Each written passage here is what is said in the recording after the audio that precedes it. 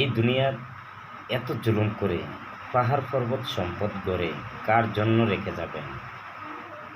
এই পৃথিবীর পাহাড় পর্বত সম্পদ রেখে যাওয়া একদিন আপনার জন্য বড় অভিশাপ হয়ে দাঁড়াবে।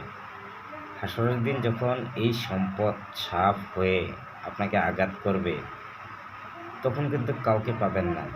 আপনার নিজের ভুলের খেসারত আপনি নিজেই দিতে হবে। ক্ষণিক সময়ের জন্য আমরা আসছি, কেন এত মানুষের প্রতি জুলুম করতে হবে? কেন অন্যজনের সম্পদ আত্মসাৎ করতে হবে? অন্যজনের সম্পদের দিকে আপনার লোভ লালসা থাকবে কেন? ক্ষণিক সময়ের জন্য ভাই আমরা আসছি। চোখ বুজে দেখেন, আপনার আমার কোনো কিছু নাই এই পৃথিবীতে। শুধু 3 টুকরো কাপড়, শুধু 3 টুকরো কাফনের কাপড় নিতে পারবেন আর ইমান আমল, এছাড়া আপনার সঙ্গের সাথী কেউ হবে না। কার জন্য এত কিছু করে যাবেন? কার জন্য আপনি পাহাড় পর্বত সম্পদ গড়তে হবে?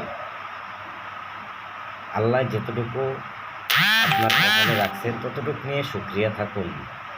একবার ভাবুন, অন্ধকার কবর কিন্তু প্রতিদিন আমাদেরকে ডাকছে। মাটির কখন আমরা শোব? মাটির যে একটা ক্ষুধার্ত অবস্থায় আমাদেরকে প্রতিদিন ডাকছে।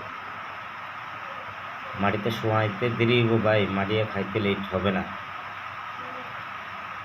যে মানুষ নেই, কাপড় ফসার আগে মানুষ খুঁজা শেষ হয়ে যায়। এই মানুষের এত বড়াই করা, এত জুলুম করা, এত অত্যাচার করা আসলে ঠিক হচ্ছে না ভাই। এখন বর্তমান মাটির উপরে আছেন, মাটি সব নীরবে শুয়ে যাচ্ছে। যেদিন মাটির বুকে শুয়ে যাবেন, ওই দিন কিন্তু মাটির হাত থেকে আপনি রক্ষা পাবেন না।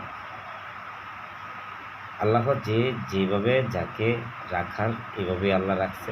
আল্লাহর কাছে শুকরিয়া আদায় করুন। সবাই এই জুলুমের কাছ থেকে বিরত থাকুন।